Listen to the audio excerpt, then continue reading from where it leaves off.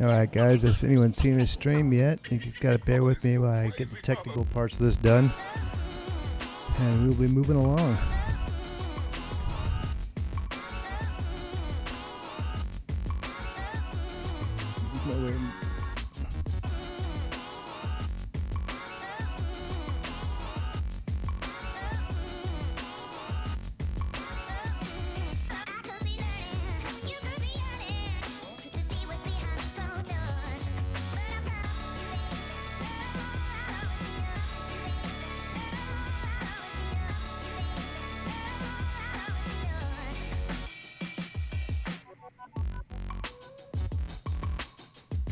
Alright, I think I am actually live on YouTube. If you guys are hearing me out there, just you're watching, just drop me a chat. Make sure I'm coming through on YouTube. Let me go over here and fix Facebook.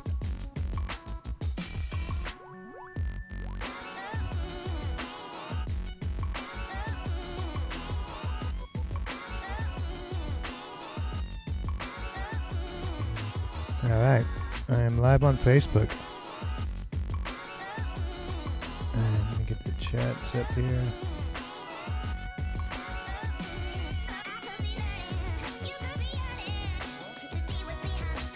Again, if you see me chomping, you guys are watching, that's because I'm still on the Nicorette gum. Go back over and get my YouTube back up.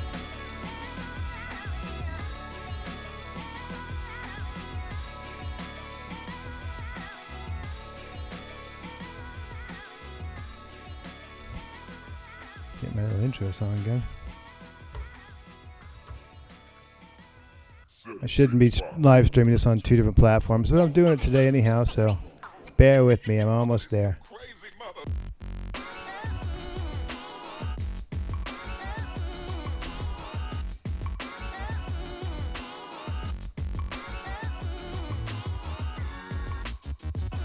All right. I am now live.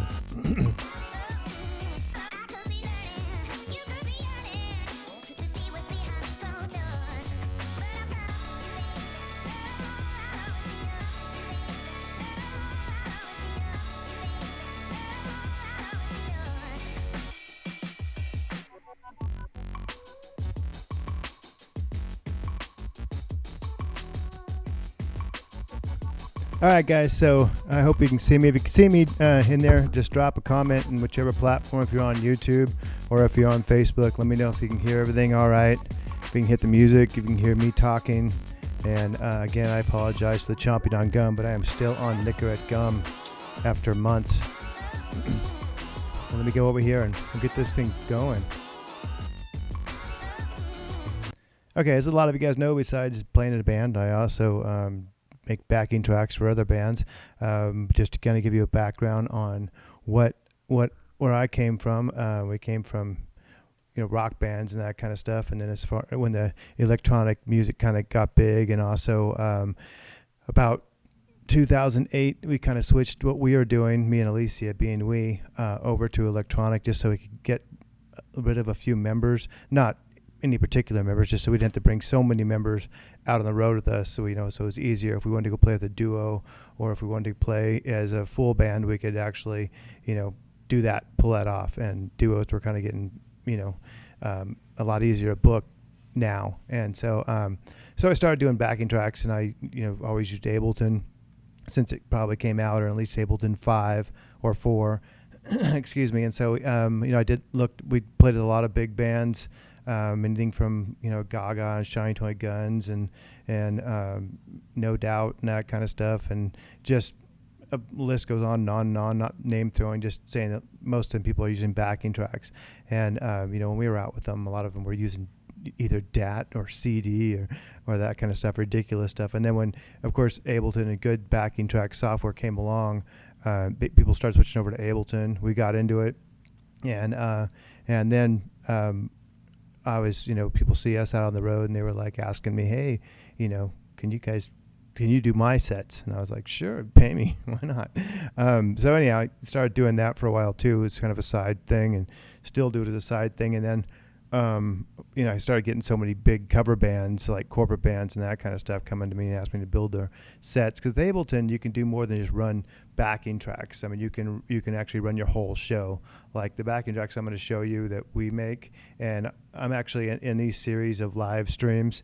Hey, there's Joe. What's up, Joe? Hold on, I gotta see what he's saying. I can move this over.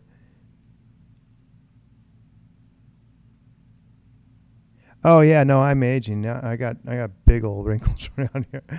Anyhow, yeah. So anyhow, we started. I started doing backing tracks for a lot of corporate bands and that kind of stuff. You got to make a living, and put them in Ableton, and they would, because Ableton run your whole live show. It'll run, all your MIDI controlled stuff. It'll run, it runs all my effects pedal boards.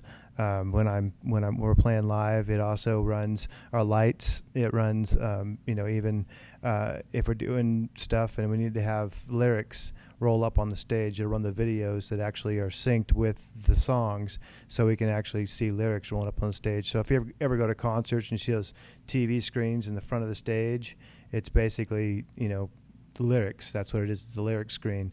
And bands that don't play with backing tracks, they have some guy back there pushing the lyrics up on a thing that most of the bands you hear nowadays do. And so, but Ableton's a great DAW to do live stuff in, and looking good though. Thank you, Joe. So are you, from your little tiny picture there. Anyhow, but yeah, let's kind of get into this. I'm gonna switch my camera, my little camera over to Ableton here, and I got a set pulled up.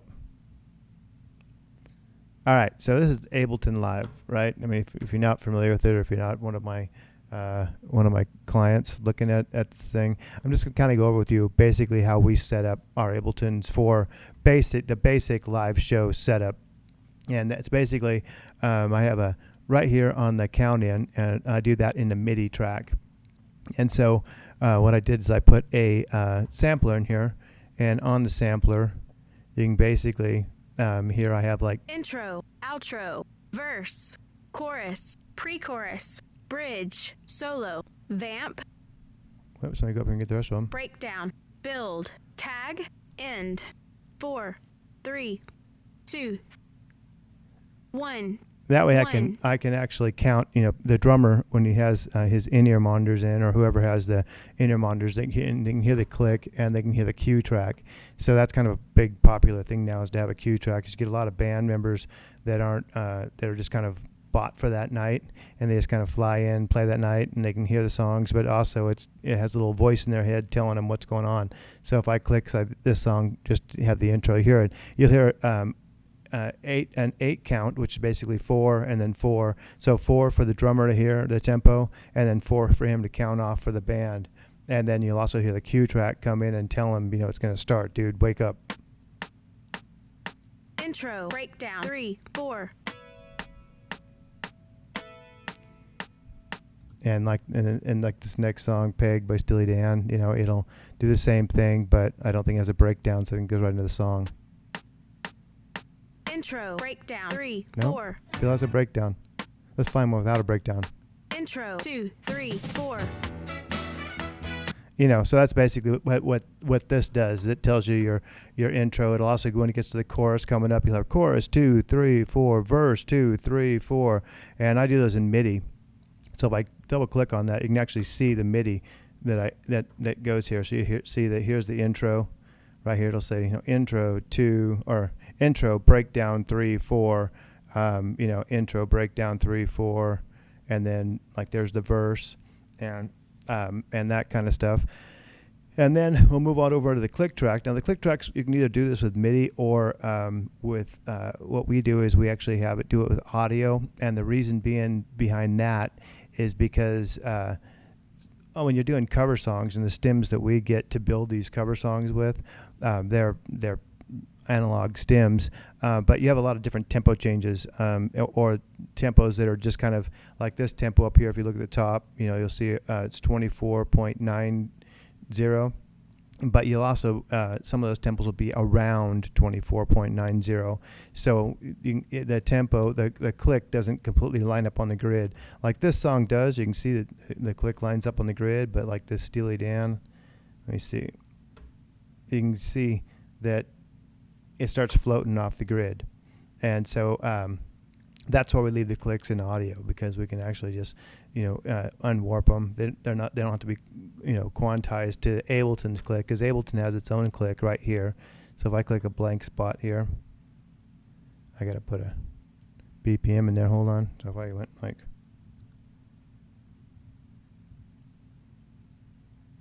oh, I don't have that routed. But if I did have that routed, you would hear that.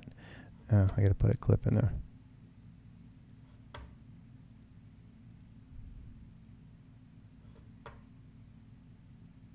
Yeah, if I did have this routed Intro, breakdown, 3, 4. you'd be hearing it going click, click, click, click, but I don't, so you're not going to hear that right now. But Ableton has its own click, and some people try to do 2, that. 3, 4. But when you're doing audio, and especially if your audio is the tempos kind of already set, if you're getting stems from a source for like cover songs, it's kind of hard. On our original stuff, we're pretty much set right to the click. So we actually use a MIDI click. And we actually play in performance mode, which is over here. So your set looks a little more like this. And later on in one of these Wednesdays, I'll get into how to set your setup like that, if we get enough people watching. But anyway, I just going to give you a basic rundown of how this stuff is structured, how we set, like if you actually get sets from our company, which is in the description, and how we have it set up, and also how it's a good way for you guys to build this template to start yourself. So anyway, we got that's the count in, which is MIDI. We have our click over here. I have a couple of other tracks, because when I started building this originally, it was just basically drums, percussion, bass, keyboards, horns, guitar, backup vocals, and lead vocals. But then I had a lot of people who wanted to actually have other parts out, so I had to add a few other tracks like this other, and a guitar other, and that way if I had to separate something out from stems, I could place them in there. But the reason they're in that same structure is because I have clients who buy pre-made stuff that I've done for other clients, and so I basically, when you copy and paste it in your set, you got to keep the structure the same. So my structure always stays the same, because that way someone buys more sets from us, they can just put them in there. But you can also put your own stuff in there, and do it yourself, and then you move it around. Or if you're buying from us, I would say put your own stuff in there the exact same way I'm laying this out, but don't move the template around here. You can add more stuff here, like I can add another audio track, You can add as many as you want. So if you want to go in and sing your own backups or whatever, it'll still work. When you paste our stuff in, it'll still paste right into the set if you're adding tracks out this way. But now we're going to kind of get in and see if anyone said anything. Let me go over here to there. All right. Sorry about that. Let me just get through my little technical computer over here. And now let's kind of show you how things are laid out. And if you're building a template yourself, the best way to get things kind of set up, and do it. So like, again, I have audio tracks here, and I'll just kind of play a track. Intro, breakdown, 3, 4.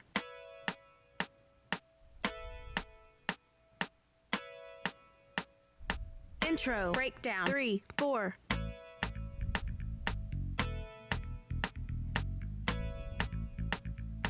Drums 2, 3, 4.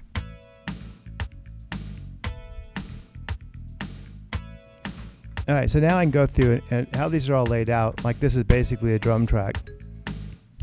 Let me turn it up over here a little bit so you can hear it better. You have a drum track, you have a bass track.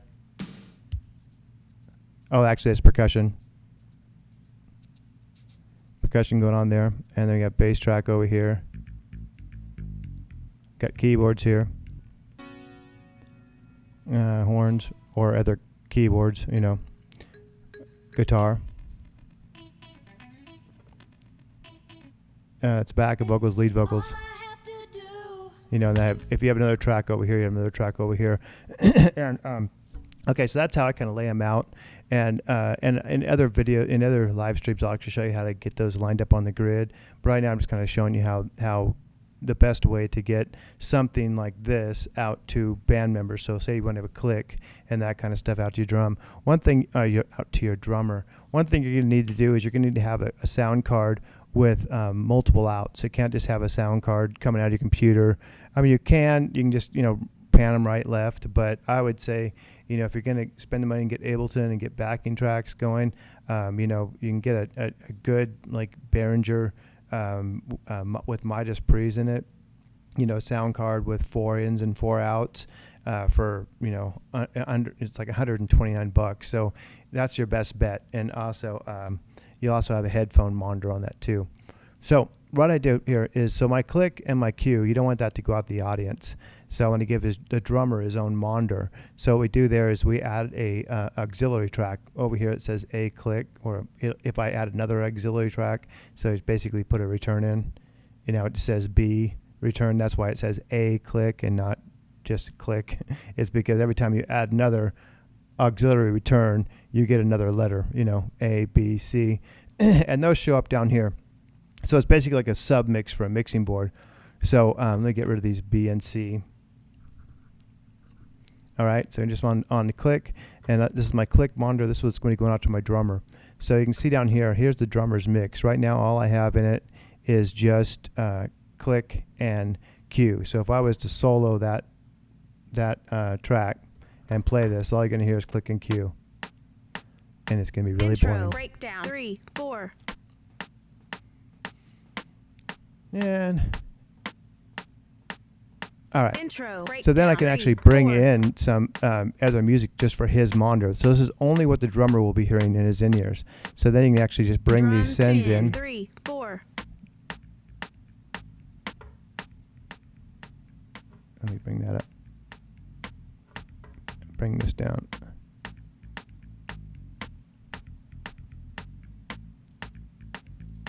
Intro, 2, 3, 4. Give me a second. Just going to give a drummer a quick mix. So this is just the drummer's mix. This is not going to front of house. Just kind of Verse, bring 2, all these 3, up. 4.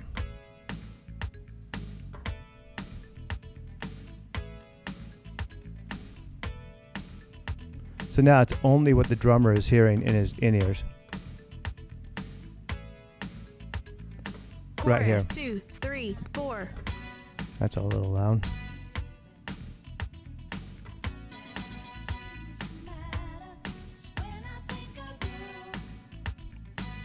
All right, so let me turn that off.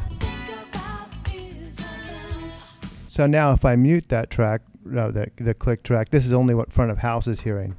So let me play it again. Now you're hearing the 8 count. The drummer would be hearing the 8 count. And now this is front of house. Okay, so hopefully that makes sense. What I'm going to do now, though, is I'm just going to show you how we route that to other mixing boards. So in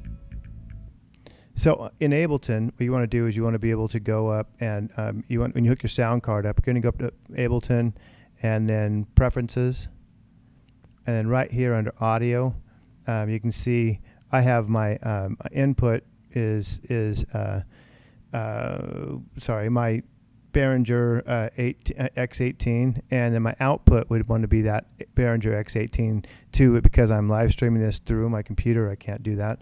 But if I did, basically what it'd show is if I click on the inputs, this is all the inputs I have on the X18, which I have 18 inputs. And then I would click on the outputs, and there we go. The outputs. Now, if I had the X18 selected, you would see 18. You would see, well, I can't remember how outputs here. I think there's like 7 or 8 outputs on there. So what you'd do is you'd select those outputs for all of them. Just highlight them all yellow. They would be like this, and you just highlight them all yellow, and then all however many you have, and that way, when you go over here to reroute this to your mains, you'd basically have, if you were just running a stereo mix to your sound guy, you would just basically on your master bus, which is your master output, you'd run that on 1 and 2, and then say you want the clicks to come out 3 and 4. So you can give those to your drummer for his in-ear. So you just basically pull this down, and since I only have a 2 input or 2 output right now, you're only going to see 1 and 2. But if I had more, you would see 3, 4, 5, 6, so on and so forth. If you only have a stereo output, you can actually just go on your master bus and go 1, and you can take your other on your click out and go 2. Run the your output 1 to the main house mixing board, and then output 2 to your drummer's sub mixing board. So anyhow, that's how you route that stuff. And then you can also go through and with this same kind of setup, and say you have a big enough mixing board and you have your own sound engineer out in the audience, where he wants to have access to all of these tracks. You can go down here to the routing, which is the audio 2. I got to get a drink of water. Hold on one second.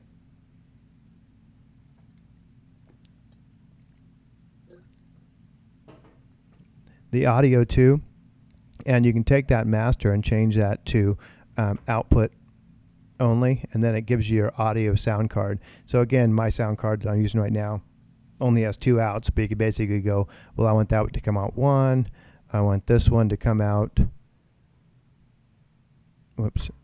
external out, I want this one to come out 2, I want this one to come out 3, and 4, 5, 6, 7, 8, 9, and then 10, basically, and then have my click come out, 11, if you have that many on your sound card. Or you can be like, I want, my drums and my percussion to come out, 2, and I want all the other tracks to come out, basically on 3 or whatever. You can route it any way you want, and those mix will come out there. So I hope that makes sense on that. But how most people run them is they just run them stereo. They get a 4 out. They pre-mix this, which I'm going to get into that right now, is how to pre-mix your tracks for playing live. And that way, all you have to do is just send 1 and 2 out to front of house. And then 3 and 4. 3 and 4 out to your drummer for click, and so if you're even using a little Behringer one, you can actually reroute that just to the headphones. He won't be getting the live sound in there. You'd have to use a little sub mix for that. I actually have a whole class on Udemy for that. There's a link in the description. You can go over and take that if you want. I will kind of get into that in another live Wednesday, but I'm not quite sure when I'm going to get into that because I have to reset my setup. But anyhow, most people can just do that. They can just go 1 and 2 out front of house. They'll do the click out 3 and 4, and you're good to go. Or they'll just do 1 to front of house, 2 to your drummer's in ear, and then they're good to go. And then let me turn these back down so they're not an issue coming through. Otherwise, I get 2 mixes if I have them both coming out, because I'll be hearing the drummer's mix and the front of house mix, and I want to be able to hear the click and cue. So bring that back up. So now when you're mixing these tracks, your own tracks, or if you get tracks from us, the best way to mix these things is not to go over here and touch the volume knobs on each track, because you will be fighting it all night long. You don't want to do that. What you want to do is just leave them alone, leave them set. I usually set them around. I go over here. I usually set them around -11, all the way I've been playing with them, but pretty much leave them -11, -11,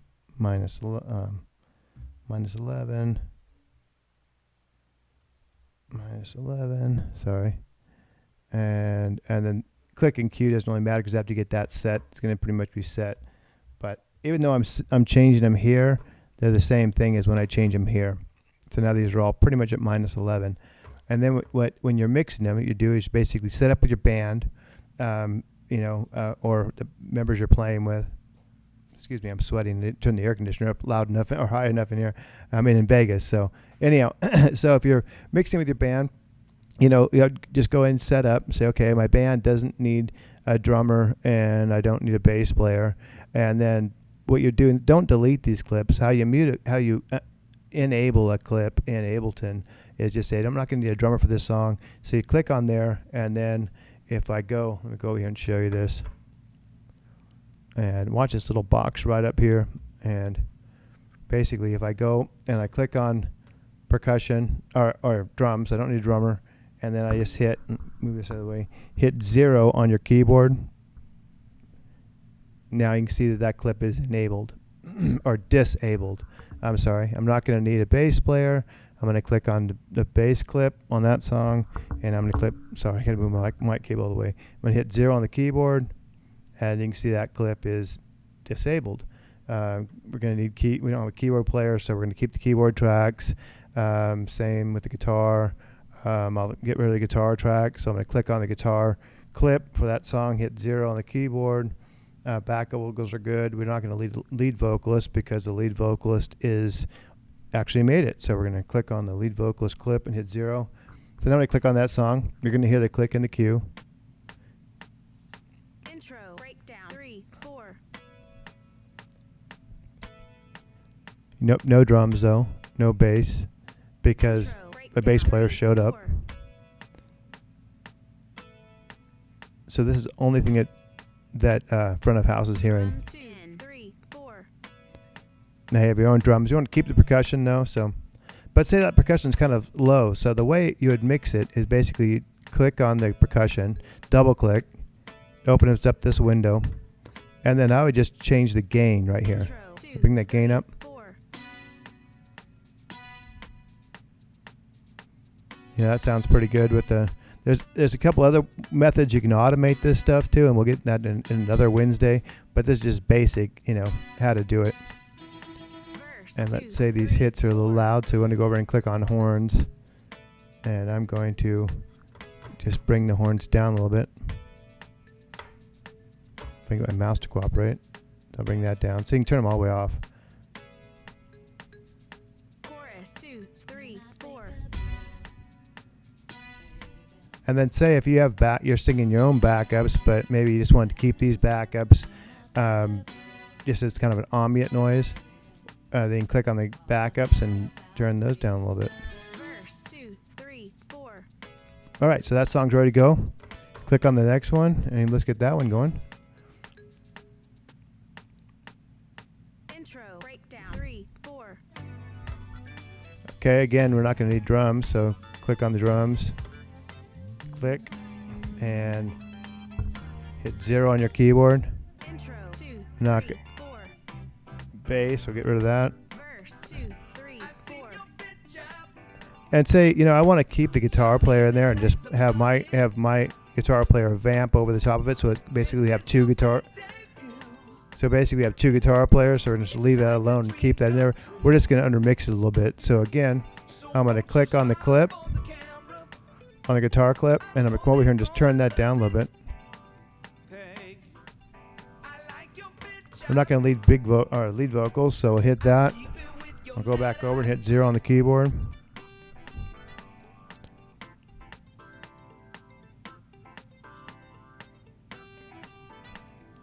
Pre-chorus, 2, 3, 4. Now we're getting that song mixed. And that's what I would do is basically when you're going to go. Chorus, 2, 3, 4. All right, so when you're going to go and mix your tracks when it's set up this way, that's how I would do it. Never ever touch these things right here, because basically be fighting with these things all night, because each song is going to be a different mix. So if I was to move this drums, down to, halfway, and say you need the drummer, right? Actually, let's go to a better track than that. So say the bass player didn't show up, and I was basically going to go and bring this bass track down to halfway for this song, which is Dancing in the Streets. Intro, 2, 3, 4. You can't hear the bass very loud. But then but say it needed to be that way, because say maybe the stem was just too hot. Like say I'll bring the stem up here for instance. So Intro, 2, 3, 4.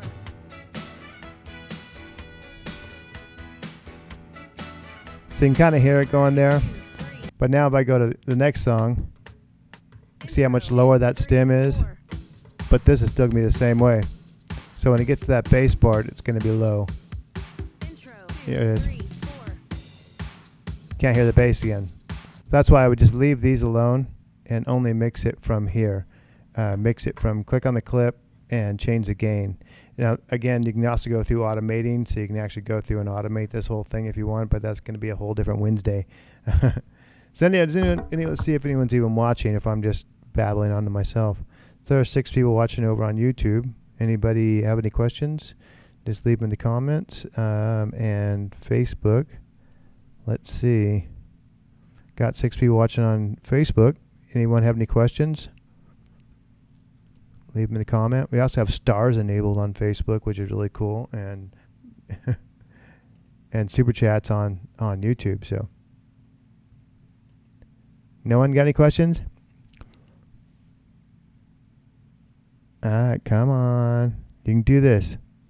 Anyhow, all right. Let me just go back to kind of a few other things. Now, there are, like, again, in Ableton, I have a whole master class on this thing. So if you're just getting started with this, you can go take the master class, and it's probably a lot easier because it actually, you can just jump from video to video of stuff you want to learn.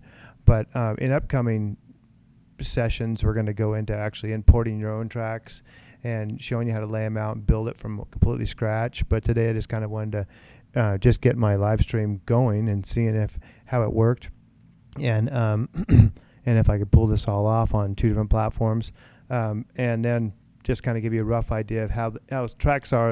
If you buy tracks from our site, which is backingtrackscustom.com, this is basically how they'll come to you, unless you're buying them in stems. And this is the template. So as soon as you open them up, it'll look just like this. And all you got to do is just reroute your audio card for your drummer's click and that kind of thing. Whoops, I had that going out 1 and 2. So, but then there's a lot of different things you can do with Ableton too after you get this. And even if you're putting your own stuff in, I'm not just pushing our stuff, even though if you want to buy our stuff, great. But, say that song's just not quite fast enough. Let me find right here, When I Think About You. Let me bring up the other tracks though, so I'll unmute those. So now to reactivate these again on this, like say this Janet song, let me go back to my top camera. Basically, I do the same thing with backwards. Just click on the lead vocals and then hit 0 on your keyboard, and it reactivates it. And after you save your set, you pretty much only got to get your set mixed once. After you mix it once, then after it's saved, it'll open back up that exact same way. So you don't got to do this over and over again. But so after it's set up, you go to the next song, next town or next gig, you open up Ableton, and it's saved the exact same way. So intro, breakdown, 3, 4, okay, now on Janet, this song, the click does line right up to the grid, so this works really good with that. And it will kind of work with the other songs, but I would say if your click's not lined up to the grid, then I wouldn't change the tempo. I would just leave the tempo alone. But as long as you have all your stems warped right here, see how it says warp? That one's warped, and that one's warped, and it's on. And you want to have them all be on Complex or Complex Pro. Anyhow, and that one's warped, that one's warped, that one's warped, that one's warped. Then you can change the tempo. So if I see right here, this at the very end of this thing, it says 15 or 115 BPM. That's your tempo. That's how it tells Ableton to change the tempo for Ableton. So globally change the tempo. And you can see right here on the Steely Dan song, I have the tempo at 117. So right here, Ableton sees the tempo at 115 because we just played the Janet song. But now if I click on the Steely Dan song, you're going to see up here it's going to change to 117. So it did that. Now if I click back on Janet's song, it went back to 115. So now if we want to speed her up a little bit, you right click, go to rename, and I'm going to change this to 120. All right, so now I'm on Steely Dan's 117, but now if I go to Janet, it's 120. intro, breakdown, Because these are all 4, And now because these songs are all warped, Intro. they'll Breakdown. actually 3, 4. change to that tempo. So you can see right up here, it's going the right tempo of Ableton. Drums All right, in. looks like we 3, got a question 4. over here on YouTube. Let me pull that up.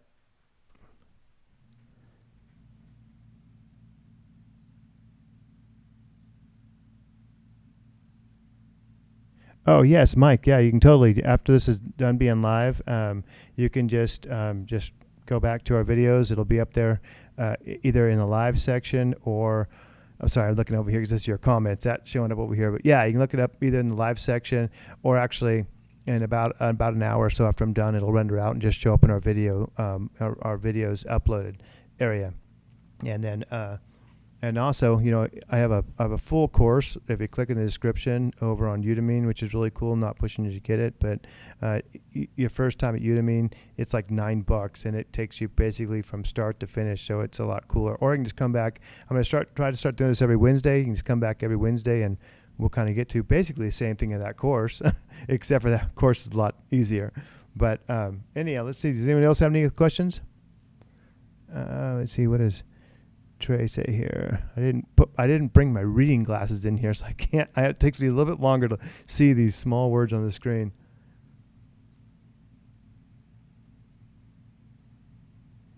Oh, Trey, cool, right on, man. So yeah, it'll be on the replay again for him. You know, at a later time, just come back and check it out. And like again, I'm gonna try to start doing this every Wednesday if we're in town. Thank you. Nathan, thank you guys. And like I said, we're gonna get in more depth with this every Wednesday, or like I said, you can take the course or whatever. But let's see what else. Do you guys have any questions? Since you're there, I can answer one real quick. Anyone? Let me look over on Facebook. Let's see anything. All right. So, like I said, this is just kind of a basic breakdown. You know, we're going to get into a lot more in depth as we go. You know, like basically how to do a set over here. Like when our band plays live, I actually play on this screen, and let me get rid of this right here. To get over on this screen, you know, you can either click here and here, but let me come over here to hit my other camera, but. I'm going to move one thing the other way. All right, so you can either hit here and here, or you can just hit your tab key on your keyboard. So right here, tab key, that'll switch it back and forth. And so like I always prepare all my tracks on this screen, but then I'll go over and drop them over on this screen. So I basically start a song. Actually, I'm going to grab another song. So I'll start this song off. Intro 2, 3, 4. And then I'll basically click on the whatever the last clip is here, if it's either here or here.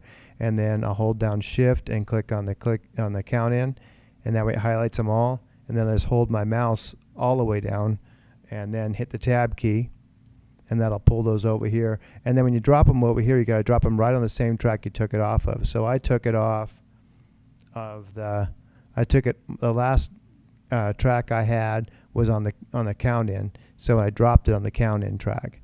So now you can see it's kind of doled out over here, but if you click here, it'll actually bring that back up.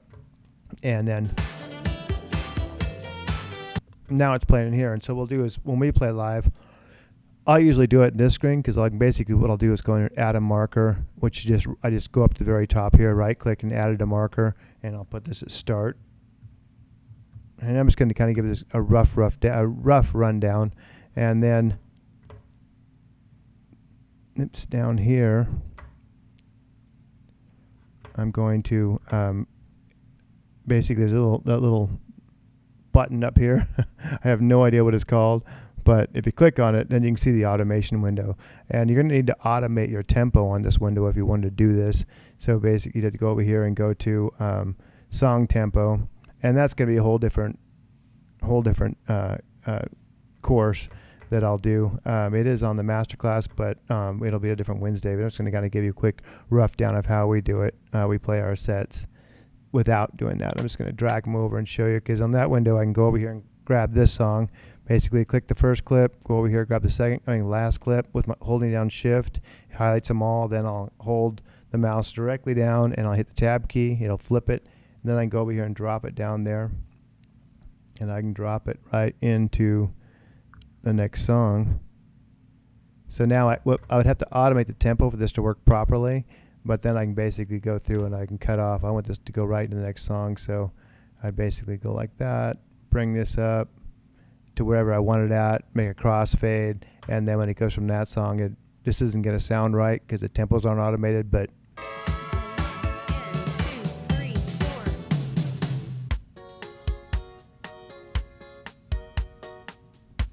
you know what I mean? And then I just go down until I want to have a break. But what's cool about this being over here in this window too is this doesn't work great unless the tempo's lined up.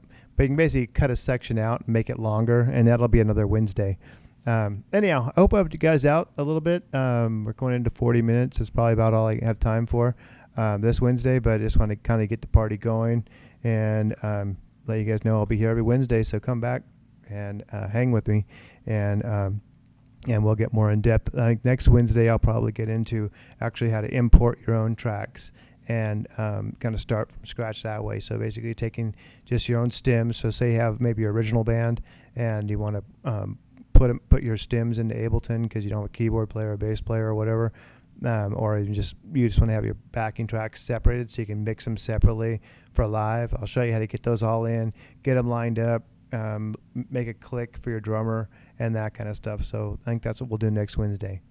All right, guys. So I guess I am going to be out of here. So make sure you like and subscribe the videos if you've been watching, and we'll talk to you guys. Let me get this back so you can see my ugly mug. So yeah, make sure you like and subscribe the videos if you've been liking it. And we will see you guys next Wednesday probably. All right, out of here.